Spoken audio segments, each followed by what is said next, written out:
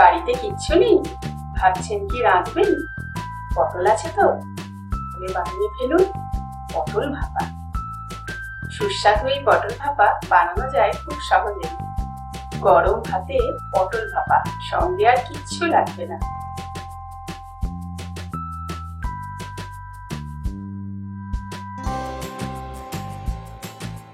প্রথমে প্রয়োজন মতো পটল নিয়ে পটলের সবুজ ছালটা ঘষে তুলে নিয়েছি।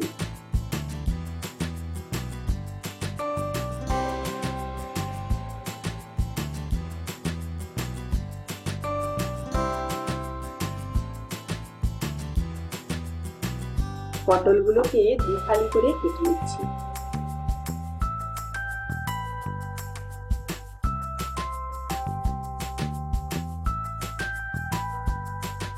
দু চামচ গরম সর্ষের তেলে পটলগুলো ভাজবো।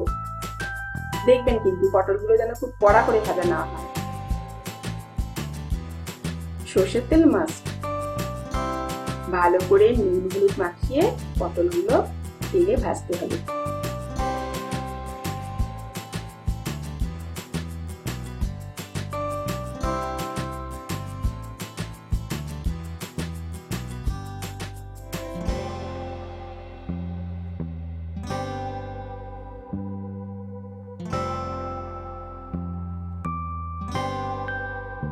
ভাজা শেষ।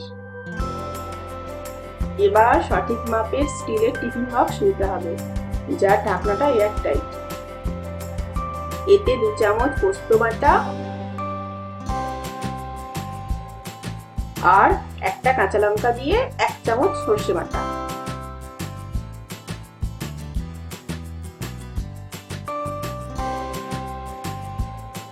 স্বাদ অনুযায়ী নুন,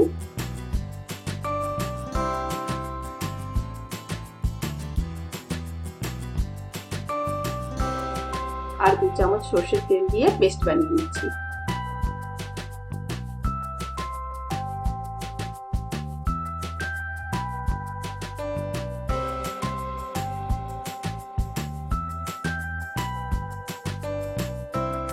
এর ভেতর দিয়ে দিন ভাজা পটলগুলো। ভালোভাবে মাখাতে হবে।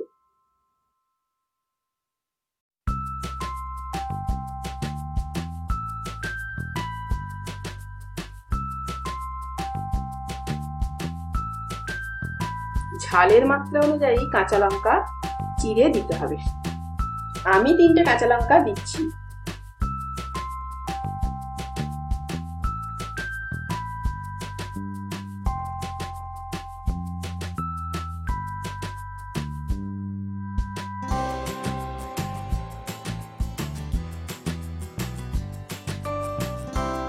ভালো করে মিশিয়ে একটু জল দিতে হবে, যাতে ভেপারটা ঠিক মতো হয়।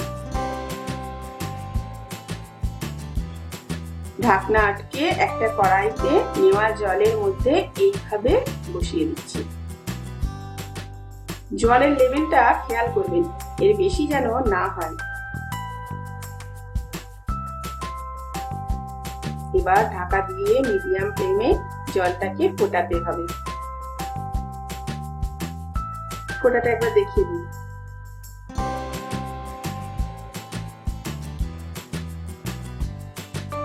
ব্যাস, আমাদের রান্না শেষ। টিফিন বক্সটা কিন্তু খুব গরম থাকবে, তাই একটু ঠান্ডা হতে দিন, তাতে ঢাকনা খুলতেও সুবিধা হবে। নিচে বসে যাওয়া মশলাটা চামচ দিয়ে ভালোভাবে মিক্স করে নিতে হবে। তৈরি হয়ে গেল পটল ভাপা। চলুন দেখি কেমন সিদ্ধ হলো।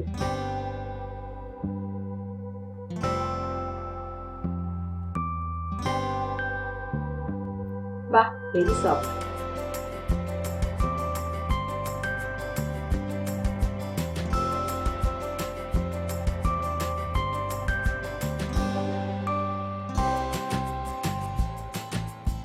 কি সুন্দর নরম হয়ে গেছে। ফটাফট গরম ভাতের সাথে সার্ভ করুন পটল ভাপা।